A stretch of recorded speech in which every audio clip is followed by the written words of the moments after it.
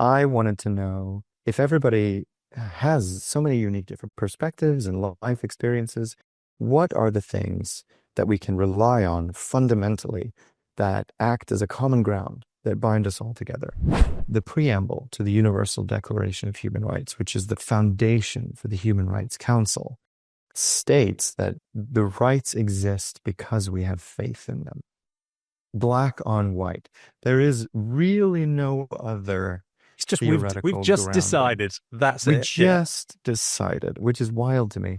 So I think that morality and ethics are inherently linked to sentience, to first-person, private, subjective experiences, which cannot be shared, but which necessarily and inherently engender mutual respect and mutually beneficial social interaction once recognized.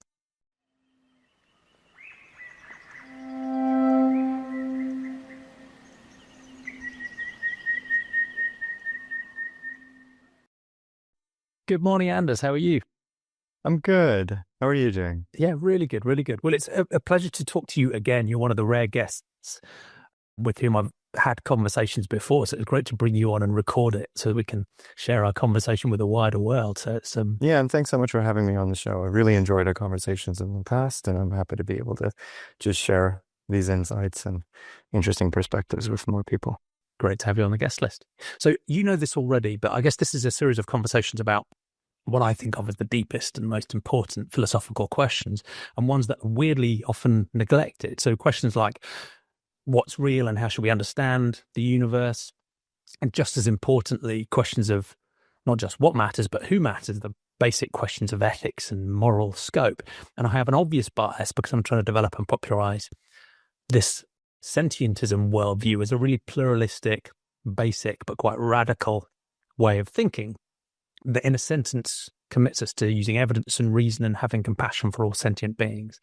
So it answers the, how do we work out what's real question with a naturalistic epistemology, and then remains open-minded about what we might believe or have credences in as a result. But the method is important.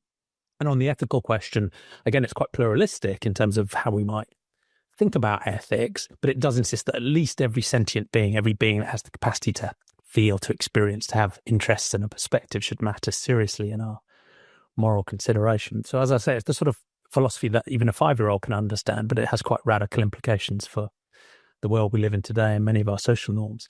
So, I'm really looking forward to exploring some of those deep questions with you, your philosophical journey, and what you think the implications might be for our shared future. But before we get on to those questions, how would you best introduce yourself? Yeah, well, my name is Anders Reagan. I don't have a huge platform around these sorts of questions, but I've been thinking about them for a long time. I would call myself a peace entrepreneur. So my focus has always been on building projects that have social impact and with the aim of advancing peace. And I've worked with a number of different projects, now the latest of which is the PAX Institute, which is the Peace and Conflict Science Institute. And I've dedicated my academic journey as well to exploring questions related to ethics and international peace. That's great. Yeah. And we'll be able to dig into some of that when we think about, how to make a better future. But it's clear that the focus of your work has been very deeply grounded in these quite challenging ethical topics. And I think epistemology is important to you as part of that work too. So yeah, it's great to get the chance to talk through these questions. Yeah, I'm excited. So the first one we like to start with is, you might simplistically call, what's real, or more importantly, how do we work out what's real?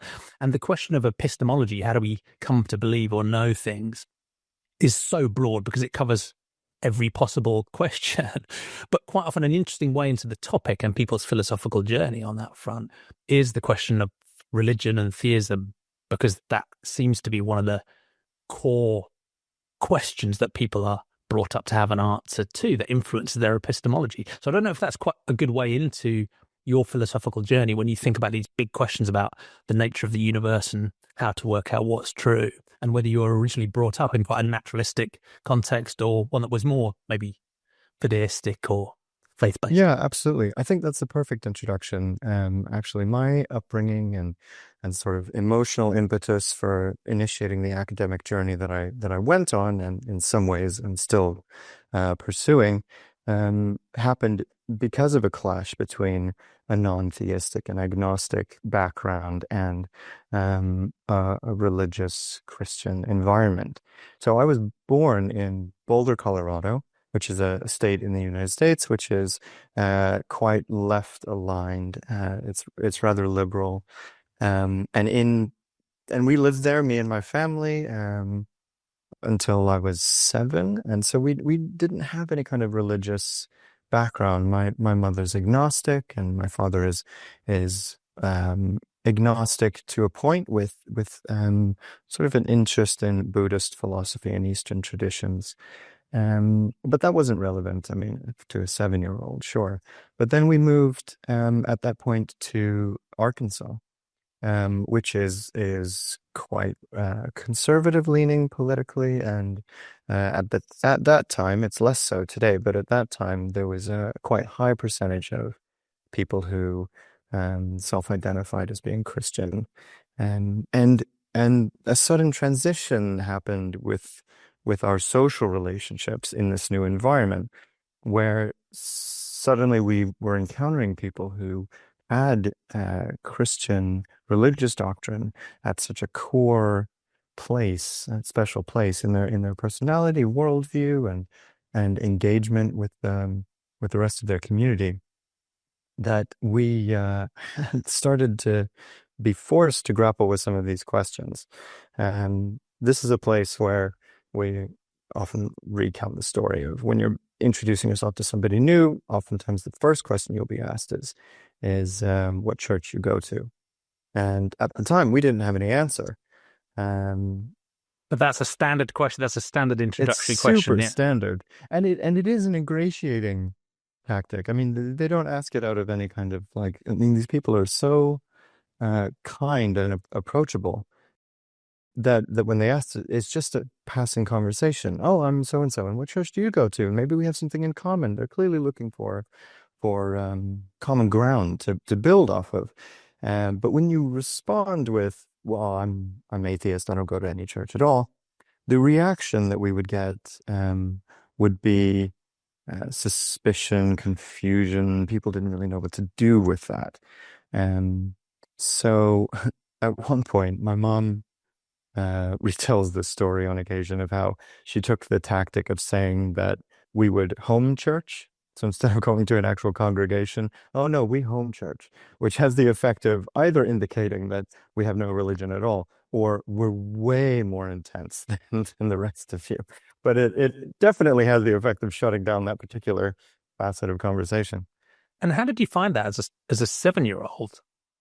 That was intense because I didn't have any concept of uh, God or theism or religion. I never heard of any of these things, and so I was constantly being introduced to this brand new culture. It was like living through a culture clash, even though I hadn't left my own country. Um, People often think that the United States is like a unified culture and a people, but there's so many different facets of different cultures there that it can feel like you've left your country, even though you've just moved states. But yeah, we eventually did find a home in a Unitarian Universalist fellowship that framed their congregation as being very welcoming of what they called liberal religion. So people who had found themselves ostracized by other congregations, people who were LGBTQ plus, and as well Muslims and people of the Wicca faith as well. So people who believed in the power of nature and sort of spirit deities and things like that. They would congregate in the space, and every Sunday we would all get together and exchange ideas, trying to find common ground across all of these different religious doctrines and focus our conversations on that. And I found that to be very enriching. As I was coming up, and then in junior high and high school, I could engage with those conversations through our Sunday school program, which offered a sort of survey of religions. So by the time I finished that program and left the United States to move to Sweden after high school, I felt like I had a pretty thorough understanding of the full range of religious and spiritual traditions that were available across the world. And in that exploration, did you find yourself drawn to any of those ways of thinking, or in the sense that they were tapping into something that was transcendent or mystical or magical or supernatural or deistic? Not Or was really, it more that unfortunately. you were still in quite a naturalistic place, but still finding common ground with those who had a... No, I was definitely looking for answers, constantly. I feel like the one thing that this survey ignited in me was a curiosity that I still carry with me today. So I'm constantly looking for answers and trying to dig deeper into these conversations.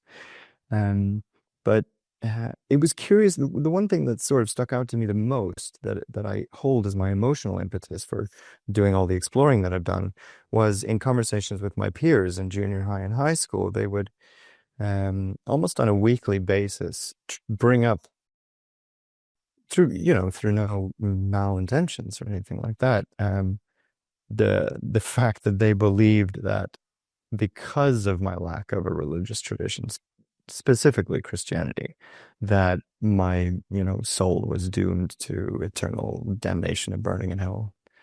Um, I didn't know what to do with that, or even really what it meant. I could kind of tell that their intentions were good, which is why the juxtaposition between what they were seemingly intending to communicate, which was a very soft and sort of caring, genuine concern for the state of my eternal soul, and the quality of the words that they were communicating. It's like very kind of aggressive, and you're aware of this thing that's going to happen to you, whether you like it or not.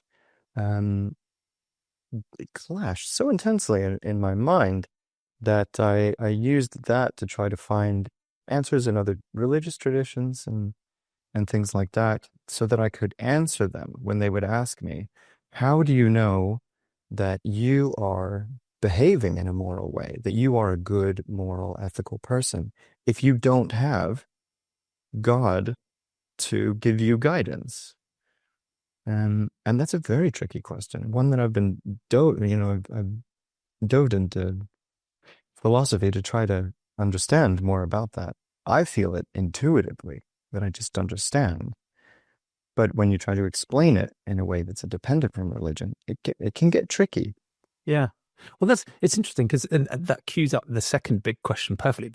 Before we get into it, I'm interested in digging into that a little bit, because one reason people that I've interviewed so far move away from a religious worldview, or a supernatural form of epistemology, if you like, is because, or one reason they move away from a religious worldview often is because up deep down they have a naturalistic epistemology that's grounded in using evidence and reason, and the story just doesn't stack up, right? So they're like, the evidence doesn't seem strong enough to support what this religion is telling me is true. So it's almost like a technical factual analysis that leads them to say, well, I don't believe in that, so I'm moving away. And they may move to some other form of religion or spiritual but not religious, or go down my route of just being a boring straight down the line naturalist, right? But there's another theme that often draws people away from formalized religious institutions, at least, which is those types of moral questions as well, and that sense that even as a young child who's still trying to think things through, you can feel the dissonance of someone telling you that story about the fact you're gonna, your soul is going to be eternally tormented, because on the one hand there's care and compassion there, right? They want to save you from this, right? So you can feel that moral concern for you, but at the same time they're essentially saying, well, their God, who is the perfect instantiation of the good, has created a place that will torture you for eternity if you choose not to believe in this God, and that setup and that system and that outcome is actually perfectly good and just, because our God is perfectly good and just. So if you don't take my advice, I actually, as your friend, think it's good that you will roast in hell for eternity. And it's those types of, that's maybe one of the most extreme, but there are others that affect us in our day-to-day world as well. And they might be different forms of discrimination that might flow from some varieties of religious faith or belief, or some types of hierarchy, or some types of cruelty or exploitation that might flow from it, or some forms of bigotry that might flow from it. So it can be a mix of facts and morality, or more of one than the other. You went through that process of learning about lots of different religions, and you could see some areas of common ground, but you weren't drawn into them. Was it more the facts and the evidence, or was it also some concerns about the morality that those systems of thinking implied? I think it was everything at once. I mean, we would try to, I kind of take a page out of Kierkegaard's work at this point, making a clear distinction between using reason and evidence and just having faith in a system of a deontological system of moral edicts. You can't, I mean, at a certain point, you can't have a conversation, a debate using reason about religious dogma, because they are two totally different, totally divorced modes of engaging with claims that assert certain facts. Yeah, they're just different sorts of epistemology that don't really connect. Yeah, exactly. And you can't bridge the two. I never had a Christian or a religious perspective on my experience, and so I never had to confront that using reason. I just intuited that I knew the difference between ethical behavior, unethical behavior. I felt that it was the murder was unethical, that care was ethical, that compassion was ethical. But then when I was asked to explain it in a way that doesn't rely on religious doctrine, because my friends would be like, no, you do, God believes in you, you do believe in God, even if you won't acknowledge it. So we challenge you now to explain why you feel the things you do, why you intuit the things you do in a way that doesn't rely on some sort of unmoved mover, which they would refer to as God.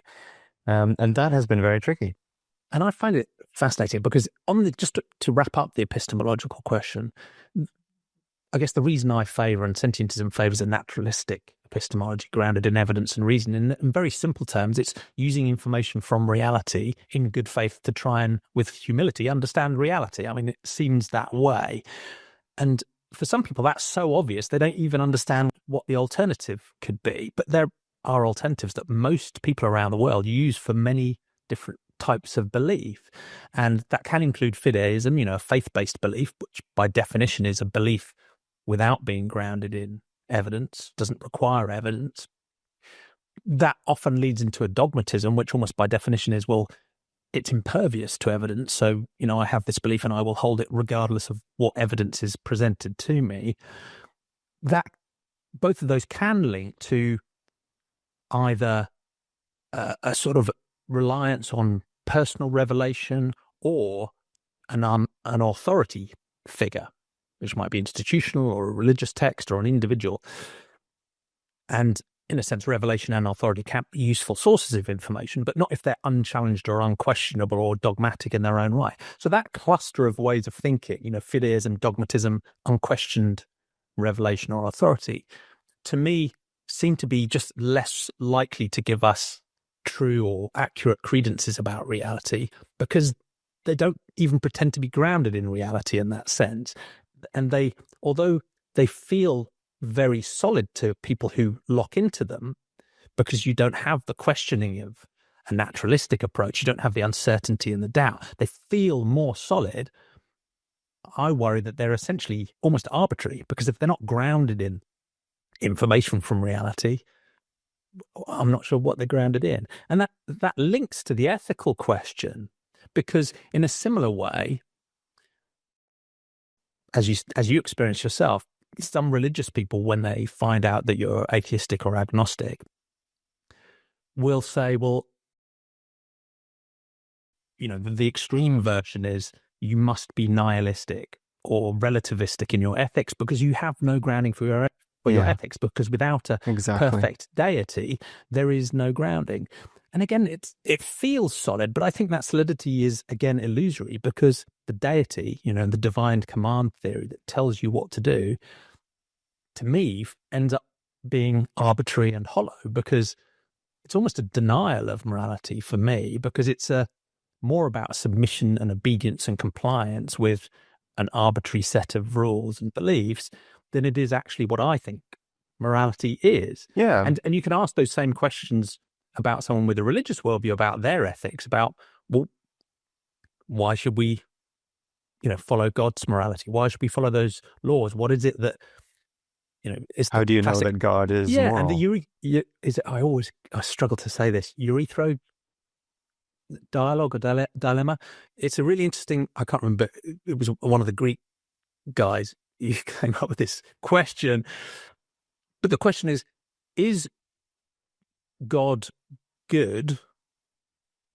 Because if God is good, then Because he's moral, or is... yeah, then good pre-exists as a concept and is independent of God. Or if it's the other way around, and good is where goodness defined by exists the because God, it's... again, you've lost the grounding. So that leads me to look at, the challenge from someone religious saying, well, my morality is well grounded, for me to say, well, I know it feels good, it feels solid, but actually, like a dogmatic belief, it's actually arbitrary and ungrounded and, But at as that weak as point, a you're nihilism. still... I can see you trying to cross the bridge there. And I empathize very much with that, having these kinds of conversations, which I think are extremely valuable. In moments like that, it seems you're trying to introduce, and which I do many, many times, trying to introduce reason and frameworks like logic and structured conclusions drawn from specific premises. It doesn't work in that space. Yeah. And maybe in my experience. And I should turn it into the second big question, but in a way, I'm less suggesting that a naturalistic approach is 100% solid grounding for ethics. I'm saying that the fideistic or deistic or divine command theory certainly isn't. Well, that's all well and good, yeah. But the fact that you're even questioning, introducing the ability to critically evaluate the whole structure of a fideistic, as you're saying, it's the first time I'm hearing that term. Structure is itself sort of the antimatter of that space. Introducing doubt into it devalues or removes the value from having faith in the structure, in the edicts, in the commandments. What was most interesting to me, talking with people of that particular persuasion, was their seemingly either implicitly or in some cases explicit belief that without that guidance, they would be lost. That meeting me caused them concern, because I come across as somebody who's morally relativistic or highly untethered, unanchored in any kind of ethical or moral approach to living. You might start pillaging and murdering at any moment. Exactly. And obviously this seemed mental to me, because I have no desire to do any of those things. I think it's a quote by Stephen Fry who mentioned, I do those things exactly as much as I want to, which is none. I don't need somebody telling me not to do those things in order to prevent my behavior from doing its own thing without my involvement. But the fact that people believe that they need this, otherwise they would be running amok, raping and murdering and pillaging, causes me great concern on a daily basis. And I find it, I think there's much more integrity to showing compassion and trying to avoid harming others because that's who you are and that's what you want to do, rather than because some other authority figure has told you not to do those things under threat of eternal torment. The former seems to be, to me, genuinely moral in the way I've come to understand the term. The latter seems to be purely about compliance and submission. Only as far as those who have this internal feeling critically evaluate why they have it and explore the grounds on which they have these feelings or intuit them. Otherwise, we are followers of our own dogmatic emotions and intuitions just as much as somebody with a religious persuasion would be followers of a religious doctrine. And that's where the philosophy comes in. Yeah. Yeah, exactly. And so the second big question, which I find it fascinating, because what we're talking about to some degree is the sort of is ought distinction, and can you cross that boundary from facts to values? But it's fascinating because in the conversation, even when we're talking about what's real, it's very hard to avoid talking about the ethics. So in a way, that conversation, it implies, the boundary gets a little bit blurred, which I quite like myself. But when we're thinking about the ethical questions about what matters, how did you go through that journey as a kid? Again, even from the earliest days, what did you think about the concepts of right and wrong and good and bad, and your earliest thoughts about morality and ethics? And again, where have you taken that to now? What if there is there a better grounding than a powerful, threatening God, or just how I feel emotionally? It's a really tricky question. Start from the early yeah, story. I'm happy to. It's a really tricky question, and one that I'm still grappling with, and I'm sure will continue to grapple with long until I'm on my deathbed. We're not going to fix it now. No, we're certainly not going to fix it now, but it's what do they say? It's job security, right? It's a conversation that I can have endlessly with myself and with other philosophers, living and dead, who engage with this question and who are making progress in it one way or another. We are creating a body of work in philosophy that deals with this question, and it's ever growing. And so there's clearly a lot to dig into. I didn't start to really question these things until I myself was questioned by my peers. I was just living up until that point and assumed that morality was just something that everybody had innately. I never even considered that there would be an alternative. And then being introduced to this other way of living, I began to realize that my perspective on the subject was not the only one, that there were many, many different perspectives. And like I mentioned, this sparked in me a curiosity, which carried me through to my academic journey. After high school, I moved. I did a bit of bouncing around. I joined I was a student research fellow as a part of a project called the Global Classroom, which sent me and a group of other students to different high school level educational institutions across the world, from New Zealand and Australia to New Jersey and the Shetland Islands, up the northern coast of Scotland, in order to expose us to different cultures and allow us to do a cross cultural comparative analysis of these different school systems and their various cultures. That exposed me to more of the world than I'd ever seen at that point, and continued to stoke the flames of this curiosity that I had, and inspired me to move then to Stockholm, Sweden. And because my mother's Swedish, I had Swedish citizenship from birth, and so I was able to make use of that in the Swedish system by getting free access to higher education, and actually receiving a stipend just for being a student that supported me on a month-to-month basis. I dedicated myself to learning Swedish better. I had sort of a background understanding of it, but I needed to have a much broader and deeper understanding of the language in order to dive into university level education, which was conveyed in Swedish, was the language of instruction. And I started with a degree in theoretical philosophy. Sweden and many other schools in Europe, I think, if not also beyond, divide philosophy on the undergraduate level into two different approaches. One is called theoretical and the other is practical.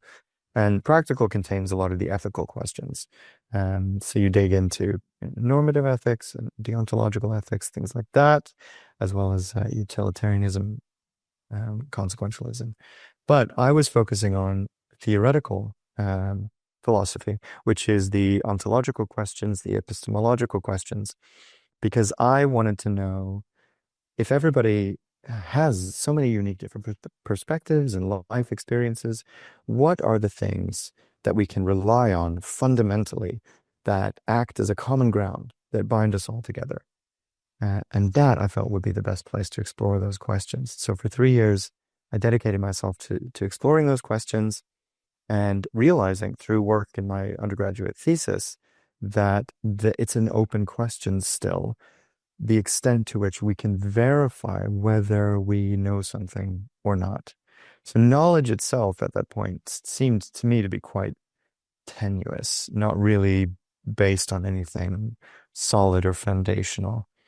Um, and at that point, I was very curious if that's the case in philosophy, if not even the philosophers agree on what facts are or what knowledge is, then how are we conducting international relations? How are we conducting this conversation between different cultures if the foundations upon which they perceive reality are so ethereal Almost arbitrary. fuzzy, almost arbitrary at times? So in parallel, I did another undergraduate degree in international relations, where I was exploring a lot of different theories of international relations, like realism, for example, which proposes a sort of zero-sum game understanding of the world and reality. There's a finite number of resources. Everybody's competing over them. This in turn creates certain kinds of incentives. Supply goes up, demand goes down, that sort of thing. As opposed to another theory, which is called liberalism, which suggests that the more that nations and peoples cooperate together, the more that they increase the overall percentage of resources available to people, and the more that is created through that cooperation. Mutual benefit and win-win. Mutual benefit, exactly, and win-win. There's nothing sacrificed in working together, necessarily. And the interplay between those two different ideas was extraordinary to me. And I wrote my thesis on the idea that if a political party adopts a certain kind of theoretical lens through which it perceives the world and international relations, then it will be more likely to support the kinds of policies and national agendas that would align with that theoretical lens. I looked at the 7 political parties that were in the Swedish parliament at the time and analyzed their perspectives on whether or not Sweden should join NATO. Now, of course, we know that Sweden's already joined NATO, so one of those perspectives won out.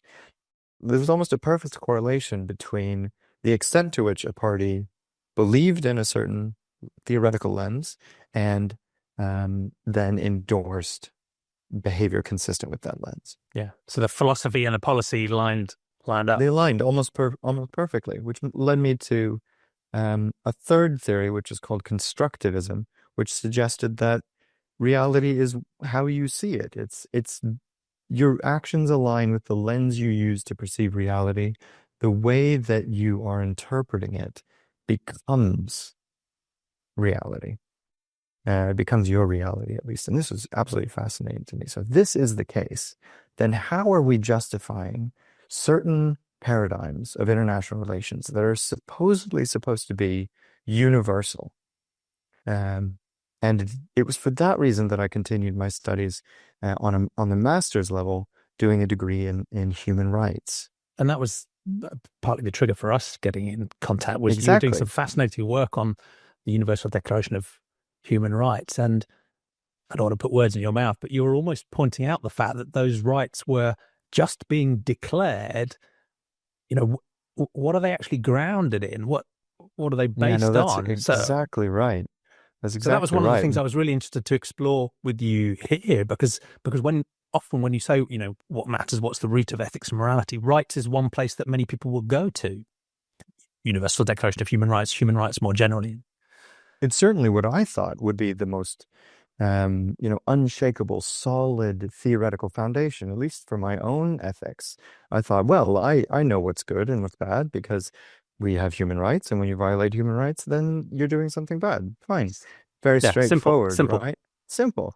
But as almost everything else, when you dig into it, you start to uncover just how complex it is.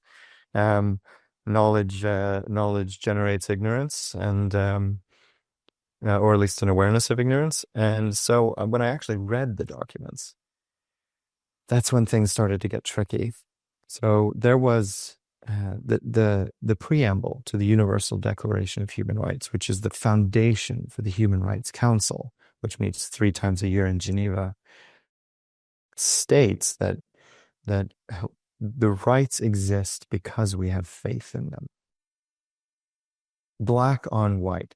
There is really no other It's just we've theoretical just grounding. decided. That's it. We just decided, which is wild to me. And now we'll declare them. And now we'll declare them, which is the declaration itself. There was at the time when this document was being composed, there was a committee that was put together. It's called the Committee on the Philosophic Principles of the Rights of Man. Think of that title what you will. But it was created by UNESCO, and it brought together philosophers and scientists, dignitaries, to try to figure out what the common ground was between all of humanity that we could base rights upon. We just come out of the Second World War, seen atrocities perpetrated against our brothers and sisters, the likes of which horrified the entire world. And in order to usher in a new paradigm of coexistence, we needed desperately to find something, some unshakable common ground that explained why these horrors shocked the world so universally. And this committee, tragically, in a way, but perhaps inevitably, came to the conclusion that there is no such basis. There is no such universal basis. They wrote that. Black on white, which is why the Declaration inevitably had to select faith, not as an epistemically justified foundation for rights, but more as a placeholder for what eventually we would hope we would be able to find in order to explain why we have rights. The big problem with putting faith in that placeholder is that it is so tenuous that if a nation, for example, like the United States, which just recently pulled out of the Human Rights Council, were to proclaim that they no longer held the faith, then suddenly there would be no moral foundation upon which the rest of the world could form an alliance and develop the momentum to issue coercive action against a belligerent force. And this was really, I really struggled with this. Of course, in the years since, philosophers have tried to come up with ways to explain why we have human rights. The most famous of these is something called the interests theory, which was championed by the likes of philosophers like John Finnis and Martha Nussbaum. And this theory explained, or tried to explain, that the reason why we have human rights is to safeguard universal prerequisites that all human beings share for well-being. They hadn't quite gotten to the point of incorporating sentience at this point. So we all need the same things in order to feel good and to live well. Therefore, rights safeguard those things. And when I was first reading that, I thought it made perfect sense. But then the more that I dug into it, there are some significant critiques against that, which the first of which is just who decides what the prerequisites are. Why, after having put together a list of what the human rights are, who decides what the list is? How are they deciding that? Upon what basis? So many questions come up around that. And that's more of a process question than an actual, death knell for the whole theory. But then what I feel like is the hardest criticism is the altruism criticism, which is, if all people have the same prerequisites for well-being, you need the same stuff that I need in order to feel good in the same way that I feel good, then what's to say that we should care about each other's well-being at all? Surely that just sets us up to compete with each other.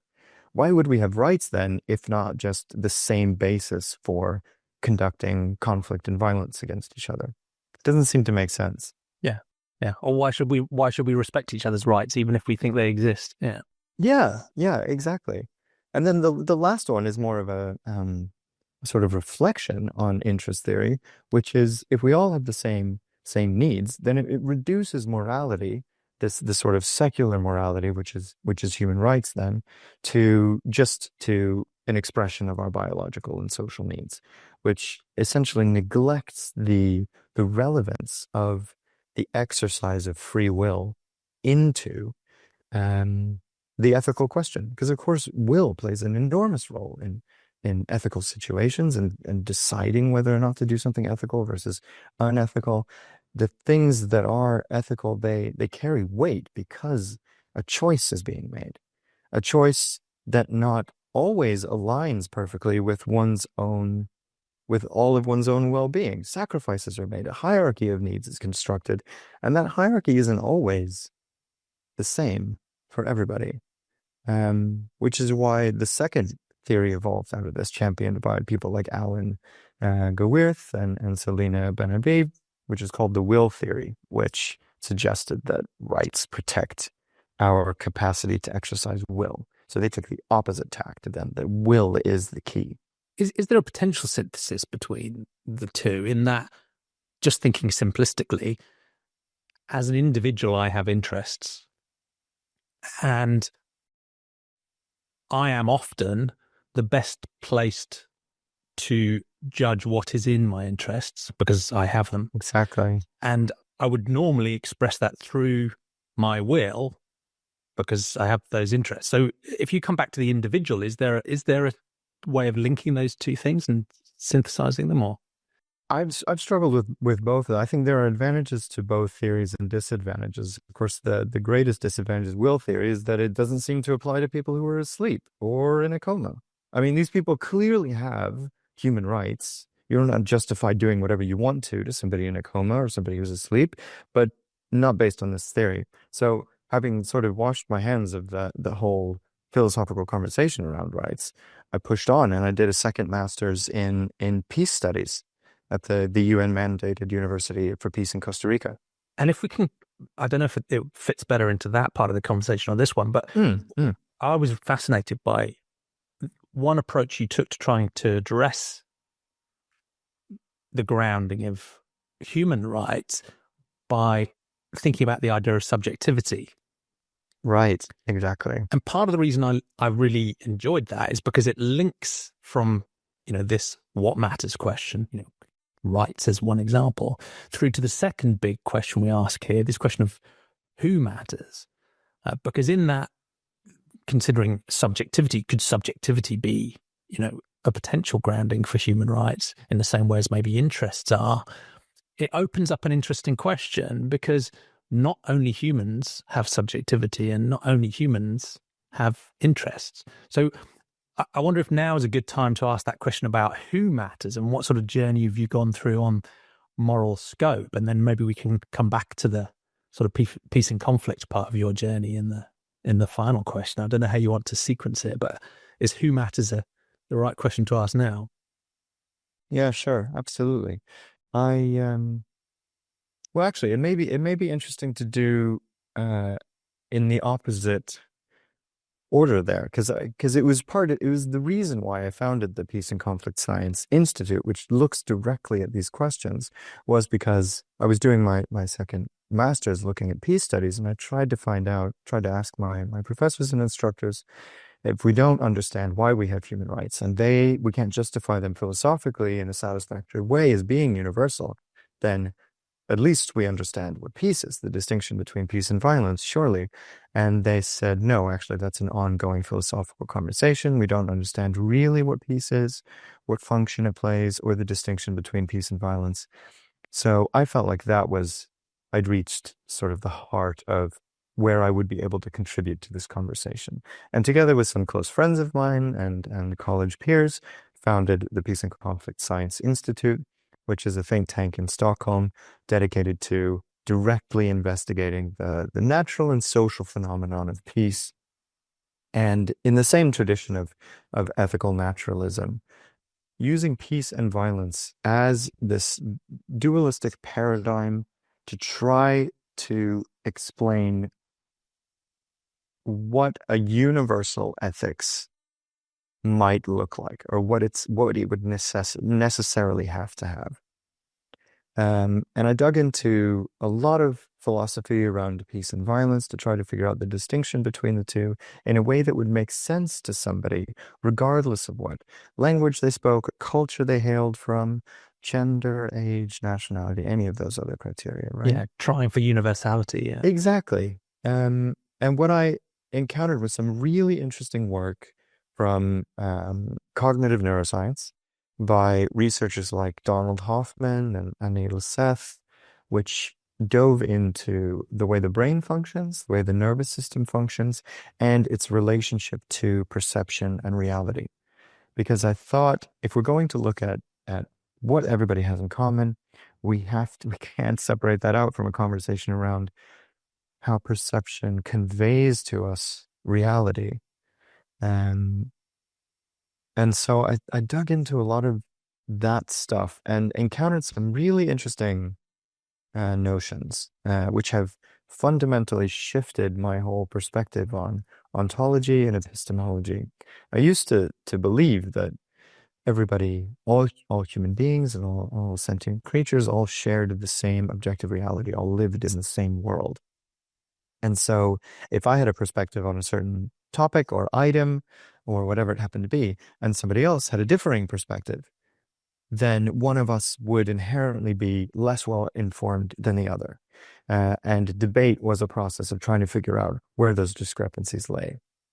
But after reading the work of Hoffman and Seth, I came to understand a different perspective. And now I think my approach is closer to something like idealism, but still grounded in something like physicalism or materialism, in asserting that the reality that I experience, the materia of the table in front of me, or sights and smells, or whatever I happen to come in contact with, are all features of my own experience.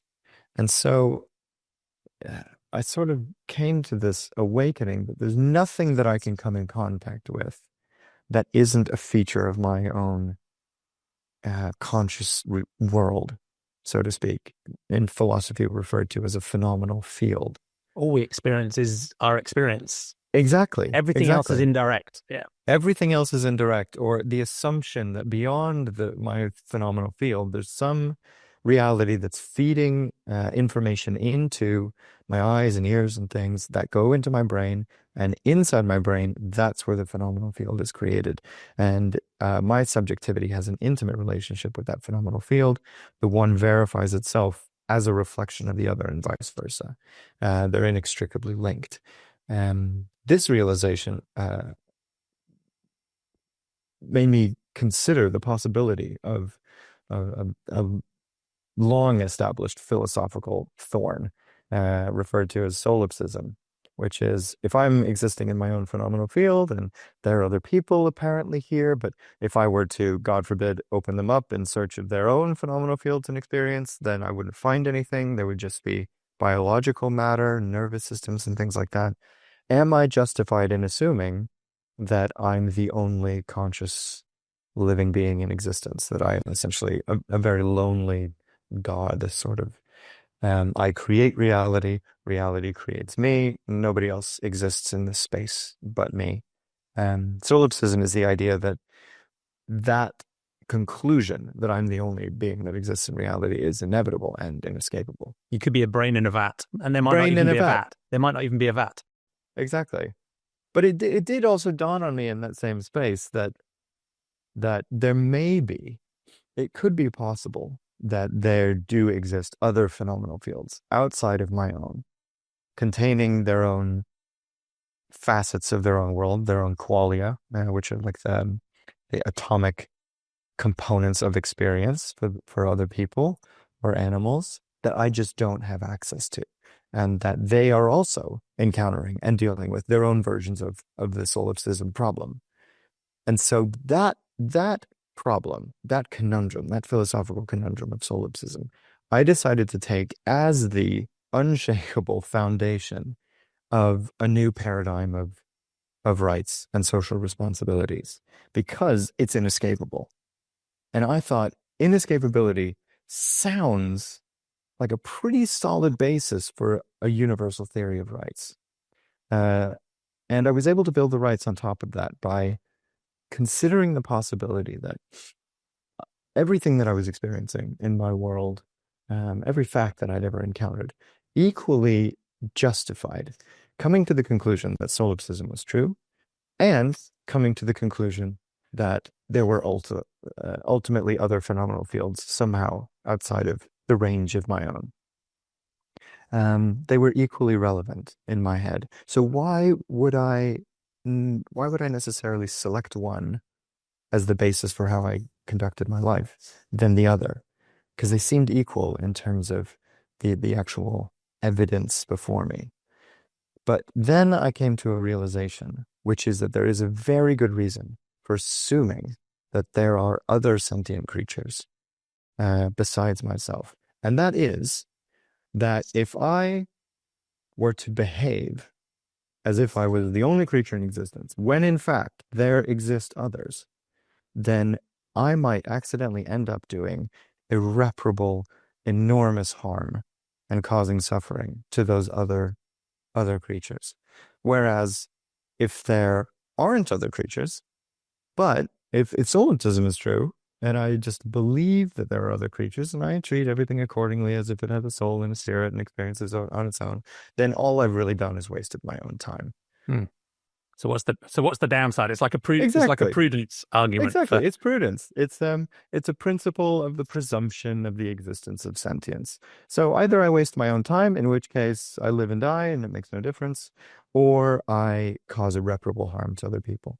And because I don't want that harm conveyed to me, then I choose to go forward with this other approach. And it's not like a do unto others as you would want them to do unto you sort of thing. I don't really believe necessarily in altruism, but it's rather that if I believe that if I take this approach as the foundation of my moral and ethical worldview, and I believe that there are other conscious entities in phenomenal fields of their own, somewhere outside of my own, and I can interact with those phenomenal fields through the conduit of their bodies that exist in my phenomenal field, then every time I treat those bodies, those entities with respect and with compassion, then I'm contributing to a version of my own phenomenal field which is full of respect and compassion. And it makes me feel at ease. It makes me feel comfortable and happy. Yeah. So even if ultimately that might be seen as a selfish motivation, it's at least an enlightened, self-interest that is generous and It's radical self-interested altruism. Yeah. Something like that. Now, one theme that I find fascinating through our conversation is that I wonder if some of these sort of moments of shock you've had about, there is no grounding for rights, there is no definition of peace. Maybe I am the only sentient being in existence, comes from a philosophical urge to find a binary, perfect, pure, logical answer. And when we don't find those perfect, binary, clear, proven answers, we feel a shock and we hesitate and we fall back. And personally, I find that probabilistic thinking resolves a lot of those dilemmas for me, because I can get to a place where, I don't have 100% confidence there's no God, but I'm confident enough to say, I believe there's no God. Definitions of words are always fuzzy, but as long as they're productive and useful, I don't mind that there isn't a perfectly universal agreed definition. And on the solipsism point, I can't prove solipsism is untrue because all I experience is my own experience. But based on a sort of humble appreciation of the information I've received from the rest of the world, I think is probably out there. I think I'm just another evolved animal who evolved certain mental capacities that help my ancestors survive and procreate on the savannah. And, my sentience and my capacity to have experiences evolved because it was useful. And here we all are, right? And so in a way that leads me away from reifying myself or my experience, even though it's all that I have. It leads me away from wanting to put that at the center of my definition of reality, even though it is all I experience. And it leaves me open to the fact that because I'm a type of evolved ape, I'm not some magical truth machine, that probabilistic understandings of reality are all I'm going to get. So I might as well find a way of coping with that, and having confidence and credence be good enough. And I think the other thing that, I don't know if this plays in, is that while I recognize the pull of solipsism, my sense is that my subjectivity, whatever it is, and my personal view is it's probably just, this is what it feels like to run this class of evolved computation. Many others disagree, right? But whatever it is, that is also part of a natural world that I think is out there. So I don't think there's a radical difference between my subjectivity and the objective world. I think even my subjectivity is part of the objective physical world that is highly likely to exist. So I don't know, I should stop rambling on, but I wonder, is there a path through in backing away from the need for proof and accepting something that is more probabilistic and more credence-based? It's the probability that there exist other beings besides myself that I have to take as sufficient evidence to behave as though it is true. So that's, for me, that's the probabilistic element that comes into play here. This helps me, this whole approach helps me develop a theory of ethical naturalism and a rights-based framework, in that I recognize that the things that I experience in my world, in my phenomenal field, are indistinguishable from myself. They are literally my nervous system talking to itself and conveying information to itself. So the way that I see other people, the way that I see the chair, the table, the way that things taste and feel is indistinguishable from myself. So this whole, it's all one.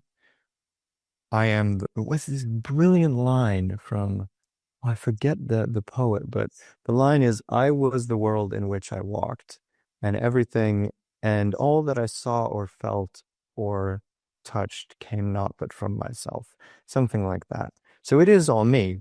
And what that conveys to me is that I am the only creature in existence that can understand and seek out my own well-being.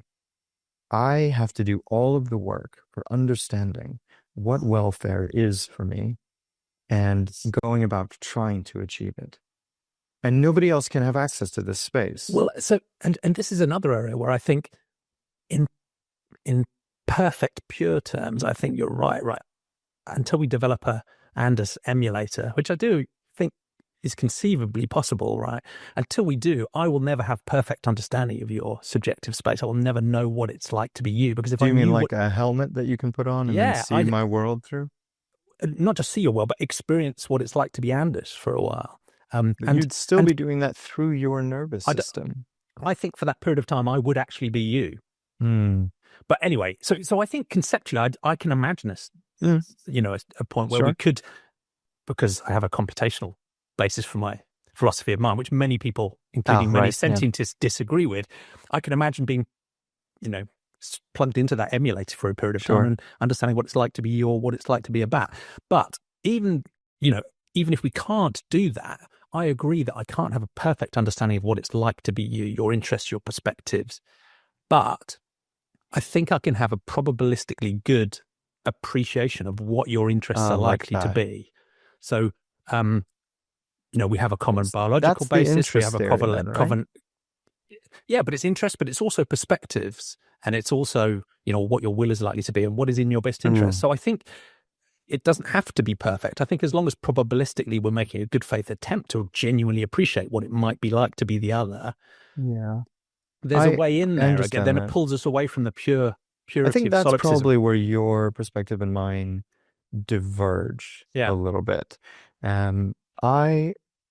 recognize what I mentioned, what you mentioned before, which is this sovereignty of subjectivity, that within the space of my own experiences, phenomenal field, I am entirely sovereign. Nobody can possibly have access, which means if I, by the distributive property, were to assume that every other sentient conscious being is also sovereign within the space of their own phenomenal fields, then I have to allow for them, even within my own experience, the space to seek out, identify their own welfare, what that means for them, and then to go about achieving it. And so I don't need to know what their interests are or perspectives are or anything about the world that they're inhabiting in their own experiences in order to simply give them the space, the minimum space necessary to explore well-being, whatever well-being means for them, and to achieve it. And that's where my theory of personal rights within my own experience and social obligations to other beings with nervous systems that we assume to be sentient, or that I assume to be sentient, comes from. That's the basis for it. And I think that works because you are granting other sentient beings that space and that sovereignty to find their own path. And I think even there are areas where you would look at situations where that being doesn't have the capacity or the capability to act in their own best interests, and we might, in good faith, take some form of maternalistic or paternalistic benevolent interference to actually help them onto a better path, even if they haven't chosen that themselves. I think the sort of perfect ideas of autonomy and freedom can sometimes go wrong, right? So even there, I would tune it. But my nervousness about the purity of separateness, the fact that I can never understand what it's like to be you, I'm still very confident if I took this pen and pushed it into the back of your hand, it would cause you pain and you wouldn't like it. Just as if I'm confident that if I cut the throat of a pig, I'm worried that someone could take your philosophy and go, who are we to know what it's like to be in a pig in a slaughterhouse? Maybe they enjoy it. I want to resist that strongly. I said, maybe in theory you could imagine that being possibly true, but my credence... Well, on what basis would we have... Exactly. So my credence in the salience of that experience to them and the negativity of it to them for so many reasons, we have to start with our own experience as the basis for the assumptions we make about the kinds of treatment that we offer to other sentient organisms, right? If I think something's going to hurt me, then I have to start from a place of not doing that to some other being. Definitely. There are, of course, exceptions to the rule. People who have nerve damage, for example, where I assume it's going to hurt them, but it just doesn't. And the reason for that gap is that I can't possibly know. The same is for people with, psychopathy, people who experience color differently. I'm always coming to social interaction from a place of assumption, doing the best that I can, treating them in a way that I would want to be treated. But that treatment has to be mitigated with this additional factor of them accepting treatment that's in line with how they want to be treated. So it's the golden rule 2.0. It's not enough to just treat people the way you want to be treated. Some people call it the platinum rule. The platinum rule, exactly. Treating others how you think they want to be treated. Yeah. And in additional, it has to be both. You have to treat them in a way that you want to be treated and in a way that they want to be treated. Because if you end up treating them in a way that you want to be treated, then you may end up doing something that they don't want to do, that they don't want to happen to them. If you treat them in a way that they want to be treated, then you may end up conducting behavior that's not aligned with your own welfare. So it has to be both, which is why negotiation, conflict resolution is inherent in social interaction. It's always that balance between the rights and the obligations. Always. And on this who matters question, as you've described, whichever of those approaches you take forces you to go beyond the human to at least considering all sentient beings. So where have you got to in thinking about our moral scope and who gets to be included? Because on the one hand, that extension to all sentient beings is intuitive and quite straightforward. You understand the subjectivity, you understand these beings are very likely to have interests and wills of their own, and we should appreciate those. And most humans grant moral consideration to at least some non-human sentient beings already, even if those might just be very selective, companion animals or charismatic wildlife or whatever it might be. But of course, that stance, that sentiocentric stance, clashes brutally with the way humans treat non-human animals today. And most of the things our social norms tell us is completely normal and acceptable. So how have you come to think about that boundary of moral scope and its implications now?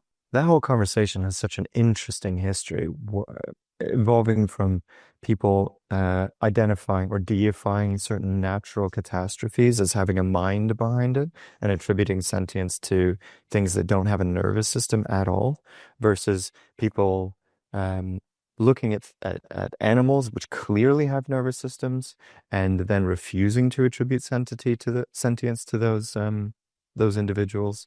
There's really two approaches that that are typically used in cognitive science. And the first is materialistic and the second is behavioristic. So in the first instance, you would look at a human nervous system, you would find examples of that in nature, and then you would assume that a similar process is happening in terms of experience, and then extend the circle of moral what's it called? Consideration or status, consideration to those individuals themselves. Of course, this would necessitate you cracking open every animal you come across, anything that moves, in search of nervous systems, which would do more damage than good in the long run, which is why that's counteracted and sort of mitigated by a behavioristic approach as well. So if you see something in nature that seems to be behaving as means to certain self-identified ends, then we have to make the assumption that it also has sentience, which has interesting implications for things like AI and natural disasters and all sorts of weirdness like that. Of course, we're getting better and better at balancing the two and drawing a finer line around certain organisms that we qualify as being sentient versus ignoring and obstructing natural processes that cause harm, knowing justifiably that they are not sentient. I struggle with the idea of using this as the sort of endless basis for moral consideration, just because the circle seems to be growing so consistently. And I'm not saying at this point that I think that it should stop at some point. Being a philosopher, being a peace entrepreneur, I like to think about the future of humanity, 100,000 years into the future and things like that. And taking this whole framework for ethical moral consideration that I've constructed and sort of drawing it out ad absurdism to the nth degree. If we have human beings and we're qualifying all human beings as being sentient, and that social interaction works in the way that I've described with social obligations and personal rights, because ultimately welfare is personal and private, and we were to extend that also to animals, then that draws interesting implications for ideas like peace and violence and frameworks like the right to protect. Would we then be justified intervening in natural processes between a lion and a zebra, for example, and preventing the lion from hunting? Would we detangle and sort of separate out into silos the ecosystem so that predator-prey chains were neutralized, which sort of, in a way, necessarily then also neutralizes the very mechanism which gave rise to sentience, which is evolution and natural selection. Yeah, and another approach which some suggest is to almost put the natural world, i.e., the world that supposedly is separate from humans, to one side and focus much more specifically on human actions and human exploitation and human engagement and addressing that, but leaving the natural world to one side for various reasons. So that's another sort of compartmentalizing approach that in a way gives up on the universality of a sentiocentric moral scope, because it says in this space, hands off, but yes, absolutely, we should address needless human caused harm and exploitation and fix those problems. And some people will say let's fix the human stuff first, and then we can think about the broader challenges of the natural world and ecosystems and so on. But maybe this is a good segue into the final question of how do we make a better future? Because your work on peace and conflict and your work with, as I think you have special observer status at the UN, for example, is fascinating.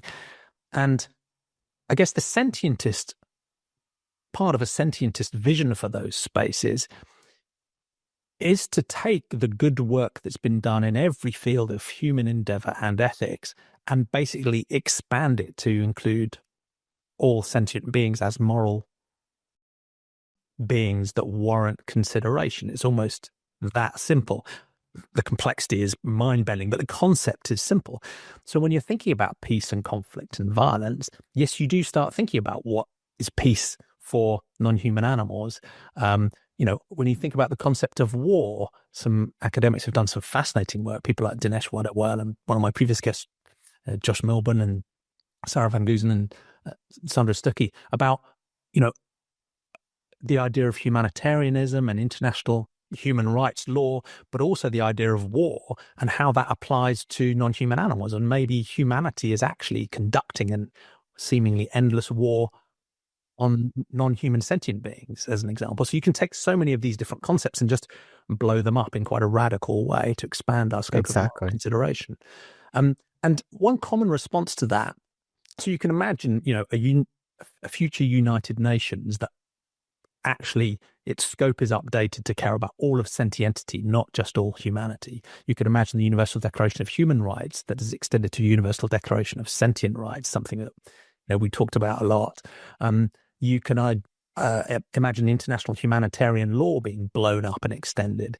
You can imagine not just a condemnation of a genocide and ecocide, but a condemnation of senticide, the killing of any sentient being. So you can imagine that as a thought experiment. And many people will essentially turn back to me and say, look, you're totally crazy, because those forums of global governance and rights and standards, I'm glad they exist, right? It was an intelligent response to the Second World War and its horrors to say, never again, let's put some structures in place. And yes, it's great that 200 or something countries are members of the UN and signed up to the Universal Declaration of Human Rights. And it's a nice thing in theory. At least we put some benchmarks out there. At least we're trying.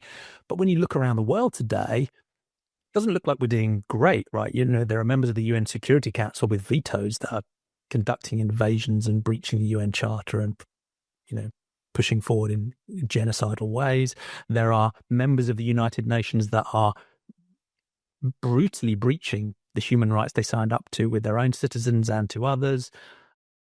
The list goes on. So part of the pushback is, well, when we're thinking about the future, it feels worryingly like more and more people and more states, and maybe this isn't true, there's more and more, but there's at least a theme of responding to that global architecture and that aspiration to universal human rights, instead with something that feels much more authoritarian or theocratic, or a will to power, or a might makes right ethos, or just a fuck you, I'm going to do what I and my group want to do, right? So how do you think we can move forward towards a better future that ideally does, expand our compassion even beyond humanity? And what role do you think these international institutions and standards can have? Do we need to burn them down and start from scratch? Can they evolve and develop? Yeah, what path forward can you imagine given your engagement on these topics so far? Well, it was perfect that you mentioned special consultative status. So that the PAX Institute, which I've used as a conduit for publishing peer-reviewed research on these ideas and testing the waters to try to figure out the extent to which ideas like ethical naturalism and sort of this perspective from phenomenology and sentience can contribute to the conversation in the field of peace and conflict studies. I've built all that into the PAX Institute, and having gotten special consultative status with ECOSOC, I'm able to, as a representative of this organization, go to high-level meetings in Geneva, like the Human Rights Council, and contribute to those meetings through several different means, like by submitting written statements, which summarize our research and our perspective, and relate those to ongoing debates about human rights. and to hold side events in which I invite distinguished representatives from various countries and representatives of NGOs, also with special consultative status, to engage with these questions in our work and exactly this kind of quandary, the future of human rights and sentient rights. Yeah, so you're actually plugged into that machinery. It must be fascinating. Absolutely. So the work that I do now is trying to convey to these mechanisms that the infrastructure that we've currently set up at the United Nations has a couple critical flaws that, if we're going to survive as a species long into the future, we need to address now. Otherwise, we'll be faced with the same cycles of authoritarianism that humanity has always encountered or always suffered from. We need barriers put in place in order to engage with these moral questions on a more normalized basis and prevent belligerent behavior from sort of spoiling this ongoing cooperative process. You're probably very familiar with the paradox of tolerance, where if you're tolerant to all actors, then eventually the intolerant ones will corrupt the entire platform and make tolerance impossible. Yeah, there's almost this strange situation where those who are against might makes right as a stance themselves have to be willing to apply might. Yeah, exactly. To enforce that stance, because otherwise those who believe in might makes right, if they have no compunction about doing what they like, right? So exactly. and that's part of the challenge that many people will place against a sort of unconditional pacifism is there's a risk that an unconditional pacifism basically means giving in to the authoritarians and those with a pure will to power, right? So that's part of the dynamic. This is why I feel like systems like the United Nations could be potentially extremely effective to combat these trends, because they're relying on means and methods of exerting justice that are ultimately less violent than the behavior that they're trying to suppress. Reminds me of the police in Japan, for example, who, even though they're confronting gang members who use small arms and guns and things like that, they only carry whistles and batons. So they refuse to meet the violence on a level that's commensurate with it, because otherwise you would just be contributing to the violence in a cycle, right?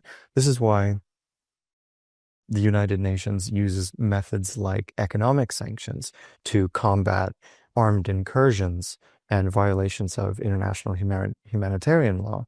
It's less aggressive, but just as effective when carried out as a group against one or two belligerent nations, right? It can work quite effectively. But there are a couple birth defects with the United Nations systems. We all saw the League of Nations coming out of the chaos of the First World War. And then the Second World War broke out because the first system of the League of Nations was unable to prevent it. And luckily, out of the Second World War was born the the United Nations. But it has two core defects that I think are particularly relevant. And the first is that the entire paradigm of ethics that it supposes, that it asserts, is based on faith instead of something that can be evaluated and scientifically explained, most importantly. And the second one is the structure of the Security Council, which had the effect of more or less freezing into place in perpetuity the socio-political relationships that existed straight after the Second World War. It ensured that no matter how much power would be distributed across the world in the form of the General Assembly, that France, Britain, the United States, China, and Russia would always maintain a death grip on the deployment of peacekeeping resources, ensuring that they would never be deployed against any of those five nations. And so that, I think, is highly problematic. And as I understand it, part of the argument for doing that was a pragmatic one, which is that that's the only way we can get those states to participate in the first place. Otherwise, they would refuse to. Exactly. Yeah, so it's better to have them in the tent than out. But is it your sense that was a mistake when you look at states like Usher and their current behavior? It makes perfect sense why it happened, but I think that it was the wrong way to go, and it may be the critical mistake that leads to the end of this sort of second experiment in international peacecraft, and hopefully gives rise to a third iteration of international peacekeeping body, after a potential third world war, or if not a world war, then at least an ongoing low level persistence of armed conflict across the world, that we haven't been able to eliminate it. And I think for some of those reasons, we can't explain why, and the how mechanism is flawed. And do you think that if there is a third wave, do you think it might take a different approach? Because from a completely amateur perspective, it seems like there's at least a couple of ways you could go. One is the current approach, which is let's get everybody in the tent, right? Let's get everybody to sign up to the UN Charter and the Universal Declaration of Human Rights, and we will keep them in the tent, even if they turn out to be bad faith actors who directly contravene the convention and human rights, right? But we'll keep them in the tent because ultimately we have this universal aim to collaborate globally and move things forward. Do you think a third wave might take a different approach where essentially bad faith actors, when they genuinely and in a well-evidenced way are demonstrated to be bad faith actors, will be excluded, and then there is a type of United Nations of those who actually in good faith engage with the Charter and agree with the Charter and commit to human rights, and that there's a more exclusionary approach where you're only allowed into the tent, you have to qualify and you have to live up to those standards. Somewhere between the experiment of the European Union and the United Nations, where belligerent actors are excluded, and then the whole mechanism of that democratic body is used in order to leverage collective economic sanctions against belligerent actors until they change their policies or their peoples are inspired to dethrone their belligerent governments. Something like that. And I hope it doesn't take a world war to get there, because as the famous quote goes, we don't know how the third world war is going to be fought, but one thing's for sure, the fourth will be fought with sticks and stones. Yeah, exactly. I mean, humanity as a species in different cultures, we do have the ability to learn, but we seem to learn late after terrible, terrible things have happened, right? And then we forget quite quickly too. So I hope so too. Also, how do you think about this potential for those mechanisms in their third wave actually broadening out to think beyond the human? Can you imagine a Universal Declaration of Sentient Rights? And can you imagine, there's work already being done at the UN level to think about One Health or to think about non-human animal ethics, at least in tokenistic ways. Do you think there's some positive prospects about making a future wave UN be more sentientist? Absolutely. I think that it's pretty obvious that this is the direction in which things are going.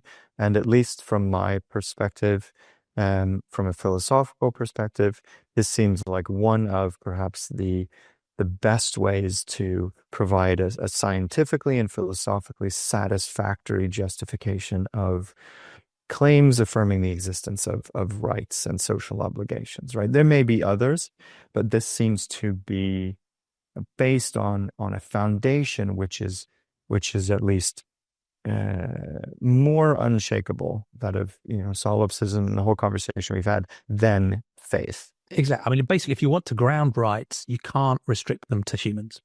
No, exactly. I mean, it just doesn't work. The paradigm that would do that, there's nothing that's uniquely human that I can connect to a paradigm of rights. The bridge doesn't work, at least in my approach.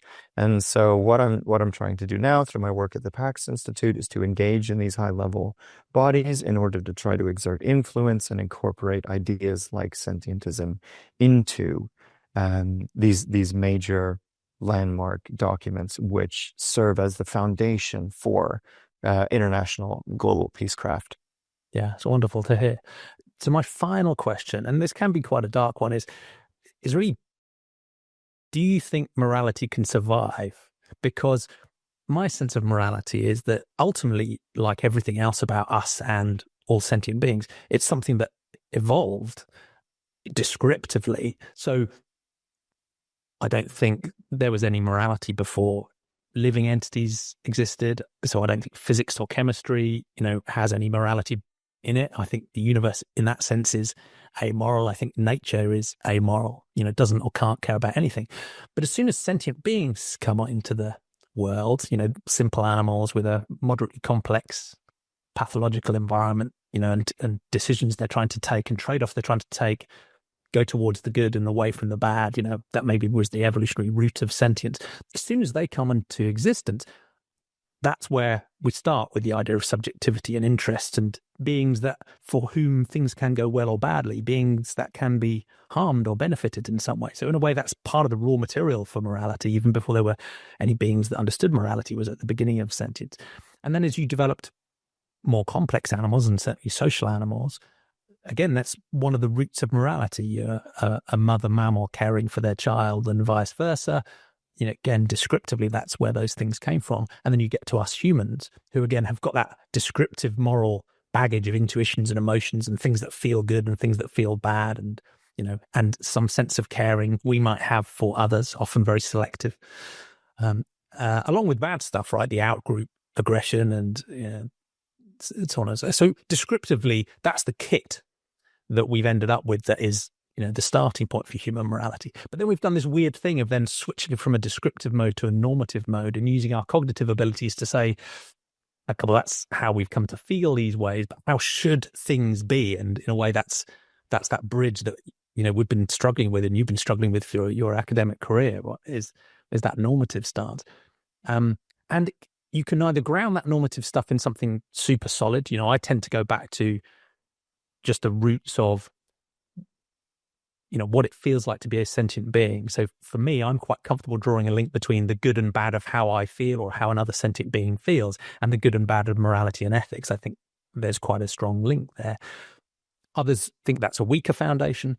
Some even take a technically nihilistic stance, but choose to be nice nihilists. And for them, they're just like, there's no ultimate grounding for why I should be a good person, but I just choose to be compassionate for all sentient beings. And it's like, so, well, that's fine. It may even just be a choice, right? It could just be that.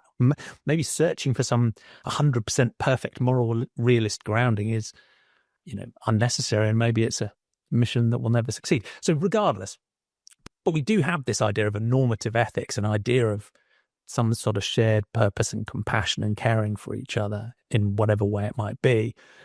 And that has proven to be evolutionarily adaptive because otherwise we wouldn't be here, right? Cooperation and collaboration and compassion for each other has worked evolutionarily. Otherwise we wouldn't be here. But do you think it will continue to work? I certainly hope so. I do too. I don't really see a distinction between the descriptive and the normative so much. I've sort of been operating under the supposition that if I can find a way to express the mechanism that lays at the foundation for ethics, then simply elucidating it or illuminating it will make things clearer, right? And for those, I'm not basing the whole thing on a foundation of, well, I want to treat other sentient beings with compassion because it feels good, because that would exclude people like with psychopathy or sociopathy, which have none of that connection. Are we saying that these people then don't have rights? No, obviously not. But we are... And many of those people, even if they don't feel the compassion, to be effective in the modern society, will take a technical choice to, act with consideration for others, even if they don't have those feelings, right? Well, even if the feelings don't have anything to do with it, because I'm basing this whole framework on something as prevalent as solipsism. If I were to encounter one of these people and ask them, do you think other things have, phenomenal fields, have experiences on their own? And they say, no, I'm clearly the only thing that matters here. They take this solipsistic route. Then I say, great, okay, well then I would be justified killing you now. And if the approach is, oh, no, actually, I'm self-interested. I don't want to die.